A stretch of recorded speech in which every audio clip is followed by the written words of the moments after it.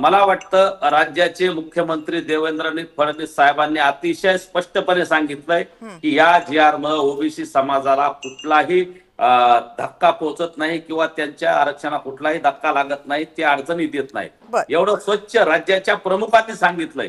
तरीही काही जाणून बुजून काही ओबीसीचे नेते मराठा आणि ओबीसी वाद निर्माण करून त्यांचा अंतर्गत स्पर्धा आहे त्यांच्यात.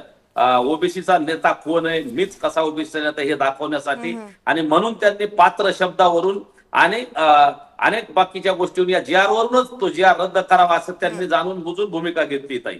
आणि मला आपल्या माध्यमातून जय महाराष्ट्राच्या माध्यमातून सांगायचंय, कविताताई आपणही पहिल्या दिवसापासून या गोष्टीवर लक्ष ठेवू नयेत. मुख्यमंत्री सांगतायत, सरकार सांगतं, उपसमितीचे अध्यक्ष सांगतायत आणि यापूर्वी तसे कायदे आहेत ज्याची नोंद आहे त्याला नक्की प्रमाणपत्र देता येणार आहे. फक्त या कायद्यामुळे थोडा सुटसुटीतपणा आणलाय आणि सरकारनं ज्याच्याकडे कागदपत्र नसतील त्याच्यात रक्तनाते संबंध आणि बाकी जे कुळातले लोक आहेत त्यांच्यासाठीचा हा महत्वाचा जी आर आहे. काहीचे कागदपत्र सापडत नाहीत, काहीच्या नोंद सापडत नाहीत, भावकीतल्या असतील किंवा कुळातल्या लोकांच्या नोंदी असल्या तर याच्यामुळे प्रमाणपत्र मिळणार आहेत आणि शपथपत्र देऊन प्रमाणपत्र मिळणार आहेत. ही प्रक्रिया सोपी केली.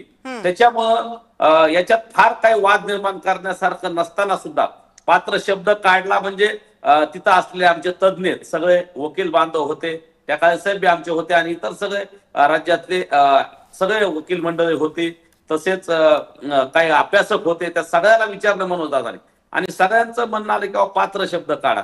मग त्या सगळ्याच्या सूचनेनुसार तो शब्द निघाला आणि सरकारनंही वेळोवेळी या कायद्यात किंवा या जी आर मध्ये दुरुस्ती करण्याचं मान्य केलेलं आहे. आणि पहिला जी आर त्यांनी दाखवला नंतर त्यात तो शब्द काढून दुसरा जी आर देण्यात आला.